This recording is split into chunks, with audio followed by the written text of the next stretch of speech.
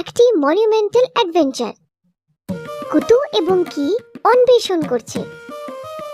তারা যেখানেই যায় সেখানে সব ধরনের আকর্ষণীয় জিনিস খুঁজে পায়।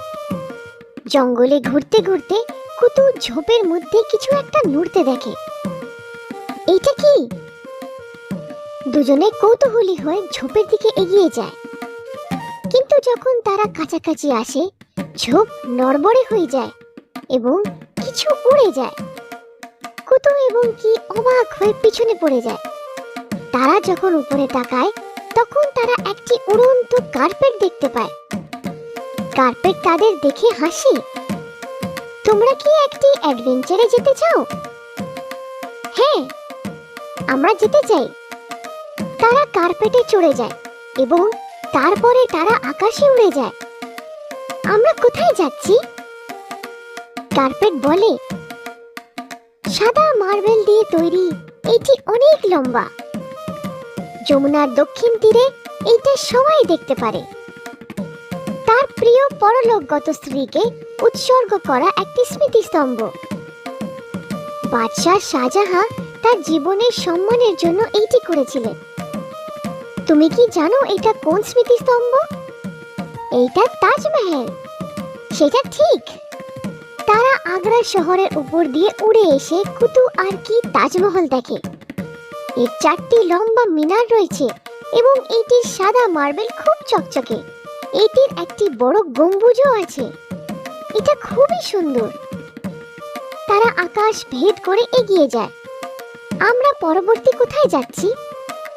সামনে পরবর্তী স্মৃতিস্তম্ভ, লম্বা এবং লাল ইট।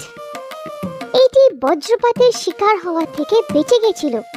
এটা শুধু ভাগ্য নয়, যে চতুর ব্যক্তি এটি নির্মাণ করেছিলেন তিনি ছিলেন কুতুবউদ্দিন আইবক। বিজয়ের টাওয়ার বলা হয়। এটা দেখলে তুমি অবশ্যই মুগ্ধ হয়ে যাবে। তুমি কি জানো এটি কোন স্মৃতিস্তম্ভ? আমি জানি। এইটা কুতুব মিনার। এইটাই সঠিক। তারা আকাশে উড়ে যায় এবং দূর থেকে একটি লম্বা লাল মিনার দেখতে পারে। কুতু এবং কি কাছাকাছি আসার সাথে সাথে কুতুর মিনারে অবাক হয়ে তাকিয়ে থাকে। এটা এত লম্বা! আমিও একদিন এত লম্বা হতে চাই। তুমি খুব বোকা কুতু। তারা কুতুব মিনারকে বিদায় জানায় এবং আরো জায়গায় দেখতে তাড়াতাড়ি চলে যায়। পরের স্মৃতিস্তম্ভ আমরা দেখতে পাবো, যেটা গোলাপি শহর জয়পুরে অবস্থিত। মুকুটের মতো তৈরি করা। এটা শহরের সবচেয়ে সুন্দর জিনিস। গোলাপি পাথরের তৈরি রঙিন জানলা এবং দেয়াল দিয়ে এটি নিজের মধ্যে একটি কারুকার্য। তুমি কি এই স্মৃতিস্তম্ভ কি অনুমান করতে পারো? এইটা হাওয়া মহল। তারা সন্ধ্যার আকাশ এবং বালির টিলা জুড়ে জিপ করে। হাওয়া মহল লম্বা এবং জমকালো। দেখো কুতু, এতে অনেকগুলো জানলা আছে। কুতু এবং কি বিস্ময় স্মৃতিস্তম্ভের দিকে তাকিয়ে আছে। কিন্তু সূর্য যখন ডুবতে শুরু করে তখন কুতু এবং কি সিদ্ধান্ত নেয় বাড়ি যাওয়ার জন্য। কুতু হাই তোলে এবং কিও করে। কার্পেট তাদের অনেক স্মৃতি নিয়ে বাড়ি ফিরে যায়। কুতু এবং কি তাদের নতুন বন্ধুকে বিদায় জানায়, কারণ এটি তার নিজস্ব অ্যাডভেঞ্চারে চলে যায়। আজ তাড়াতাড়ি ঘুমোতে যাই কুতু। তাহলে আমরা আগামীকাল আরো অ্যাডভেঞ্চারে যেতে পারবো।